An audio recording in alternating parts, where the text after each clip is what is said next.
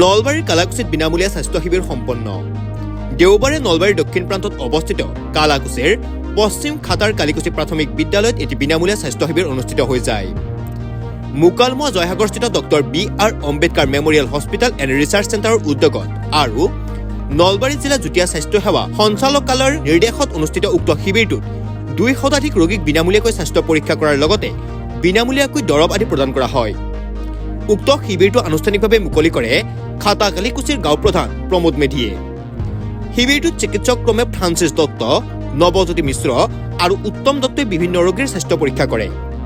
স্বাস্থ্য পৰীক্ষাৰ অন্তত ৰোগীসকলক বিনামূলীয়াকৈ দৰৱো প্ৰদান কৰা হয়। Doctor B.R. Ambedkar memorial hospital and research চেণ্টাৰৰ মুখ্য সেৱিকা তথা সভানেত্ৰী চিনুমণি দত্তকে ধৰি প্ৰতিষ্ঠানখনৰ বিষয়া কৰ্মচাৰীসকলে সহযোগিতা আগবঢ়ায়। মই doctor B.R. Ambedkar memorial hospital and research centre 2 নং জয়সাগৰ মুকালমুৱা এজন সভানেত্ৰী হয়। গতিকে মই বিশেষভাৱে ভিতৰুৱা অঞ্চলত মই ধৰি লওক যিখিনি মানুহে ধৰি লওক মানে স্বাস্থ্য শিবিৰৰ পৰা বা স্বাস্থ্যসংগতভাৱে ডক্তৰৰ চিকিৎসাৰ অভাৱত যিখিনি মানে পিছপৰা মানুহ আছে, মই সেইবিলাক ঠাইত হয়তো আজি এই কেম্পটো পাতিছোঁ। গতিকে তাত মই বহুতো সহযোগিতা পাইছোঁ। তাৰ কাৰণে মই আজি বহুত ভাল লাগিছে।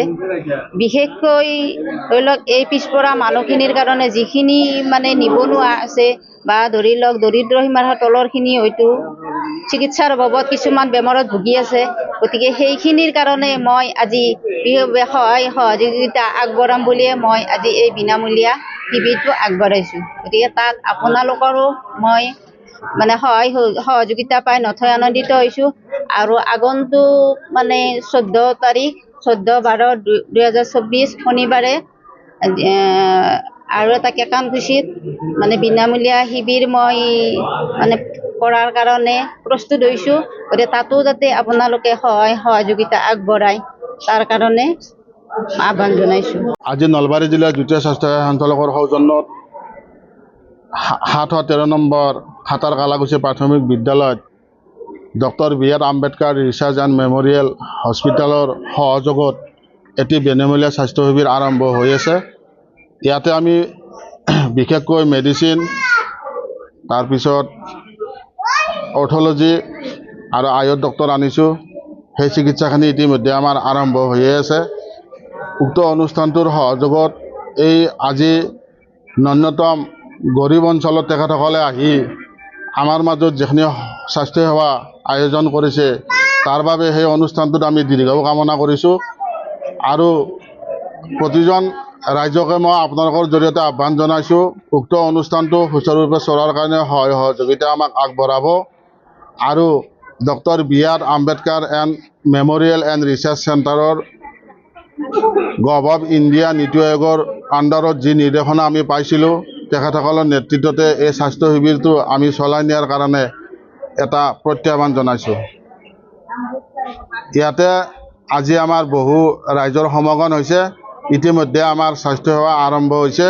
ইয়াত বিনামূলীয়া ঔষধ, ৰোগীৰ বিনামূলীয়া চিকিৎসা, লেবৰেটৰীৰ আপোনাৰ বিনামূলীয়া টেষ্ট সেৱা আৰু লগতে আমি বিনামূলীয়া যিখিনি আপোনাৰ জ্যেষ্ঠ মানুহ যিসকলে খোজকাঢ়ি আহিব নোৱাৰে তেখেতসকলক আমি বিনামূলীয়া গাড়ীৰ ব্যৱস্থা কৰি থৈছোঁ।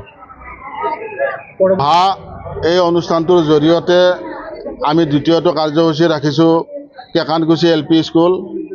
সেই LP স্কুলতো আপোনালোকৰ মিডিয়াৰ মাধ্যমতে সমূহ ৰাইজক আমি আহ্বান জনাইছোঁ, তেখেতসকলে যাতে আমাৰ স্বাস্থ্যসেৱা শিবিৰত আহি বিনামূলীয়া স্বাস্থ্যসেৱা লোৱাৰ কাৰণে আহ্বান জনালোঁ। অহা 14/12/2024 শনিবাৰ।